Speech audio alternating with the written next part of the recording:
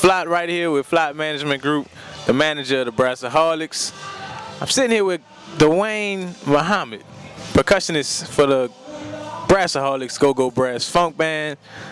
Dwayne. Yes, sir. How did you get started with the Brass-A-Holics? Well, I got started when one of the former members gave me a call. He said the band that he was playing with was looking for a percussionist. He asked me to come and sit in one night. I came and sat in about 2 nights, and then about a week later, Winston gave me a call and said, "We want you to be down with the Brass-A-Holics."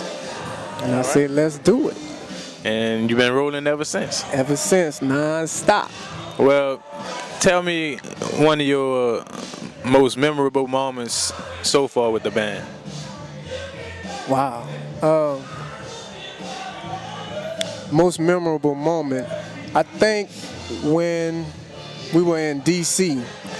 at the D.C. Jazz Festival. We did a gig one night at the Bohemian, I believe. Bohemian Caverns. Bohemian Caverns. And the one thing I remember the most is that when we were performing, the performance was so live and energetic, and the people were into it so much. They cheered so loud that my ears was ringing. So I was like, man, wow, we must be really affecting them, like that. So I think that was one of my most memorable moments. Yeah, it gets real. It gets real with these electric Brass-A-Holics performances. Your favorite band, artist, whatever it may be, of all time? Ooh, of all time? I don't know. I think I could narrow it down to maybe 2 I'll mention. I think one, top of my list, as far as individuals, would be Stevie Wonder. He's a living legend. He's a living legend. And what I like about his music is that he sing about love, but then he deals with social issues in his music. So I think I love that aspect. And as far as a band is concerned, gotta be the Roots. The Roots crew, I love them, I love them, I love them. And they have that versatility also, especially with their shows. When you go to their shows, they play a lot of genres of music. And I always said if I wanted to be in a band, I wanted to be in a band like that. So with the Brass-A-Holics, I feel that I have achieved that because our shows are similar. We play a lot of different genres of music during our show. We appeal to a wide array of audiences. So that's my 2. All right. Can't complain with that. Stevie Wonder and the Roots. Let me ask you this. If we won a Grammy tonight, you on stage, you had to give your thank you speech, who would you thank? Well, first and foremost, I'd have to thank the Creator, the Most High. We have a saying as a Muslim, all praise is due to Allah. So he'd have to get the first thank you. Second thank you would have to be my wife for supporting what I'm trying to do, and also the Brass-A-Holics and a lot of different people who I drum with, who I really learned from in percussion. A lot of local percussionists in the city I'm heavily influenced by, so I'd have to name them. I'm not going to do it right now, but it's a few local percussionists in the city of New Orleans that I'd have to thank. All right, can't forget where you came from, If there was one word to describe Dwayne Muhammad, what would that be and why? I try to be, a very humble person, down to earth. I'm soft-spoken. I'm very patient. That's another attribute that describes my character also, patient. So, I like to say humble. All right. And going back to your childhood, a lot of musicians, they trace their passion for music way back to you know, when they were knee high. Can you tell me a little bit about your first experience as a musician when you really realized you wanted to beat a drum? When it might have been a horn. You might have picked up a horn before you beat the drum. You never, you know. Tell me about that. Wow. When you were young. Well, it's been a long journey to get to this point. My first experience with music was when my mother brought me this used organ. And I started messing around with it. I got me some piano books, and I think that's what really sparked my interest into music.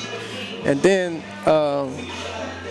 my family, I used to get babysitted by some of my cousins, and every time I would go by their house, they would always be playing records, 70s music, you know, Stevie Wonder, the Gap Band, Maze, Luther Vandross, Frankie Beverly, Anita Baker, and I would always hear this music. So that's another thing that fueled my passion towards music.